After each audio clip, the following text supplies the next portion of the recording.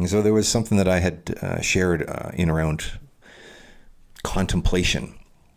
This idea of, so what happens for me, I've knocked out all the things that I say were critical for me to do at that moment, on that day, whatever the case may be. And now I have time. I've got space for something. And what shows up, you got to fill that space, man. You got to fill it up. You got to do something. You got to do something right now. And so we get into a busyness mindset, and we're throwing shit in there just to fill the space up. But it's not meaningful. It won't make the difference. It will keep you busy. And at the end of the day, you're going to wonder, what was the point of it all? Like, just no fulfillment. There was nothing meaningful about it, because it was just crammed with a laundry list of things that actually aren't that critical, but maybe needed to be done, but we're not the difference makers. And so for me, in that space, I got to, and this is just a muscle that I'm building right now, pause and think about what it is that I'm up to, what it is that I'm looking for, what I've done,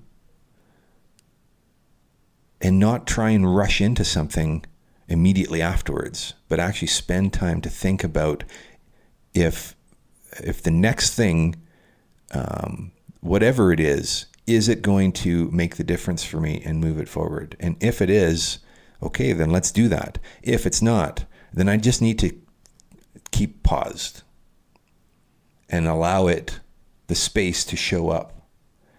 And man, we are going so far and so fast and so hard.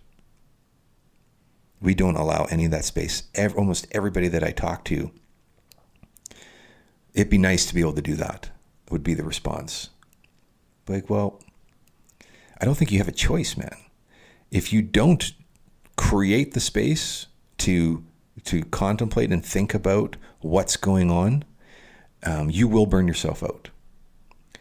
You will be a victim of mental illness setting in. And I keep talking about this. My whole family's been impacted by mental illness in one way or another. I lost my brother as a result of it.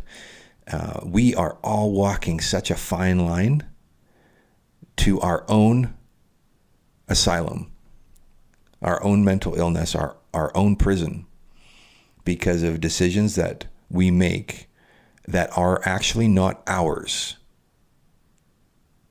And it takes us for a ride. And that little voice in our heads are consuming all of our thoughts and our actions, and they are not positive most of the time. They are riddled with worry. I see time for contemplation and ability to check and balance that. And it's more necessary now than ever.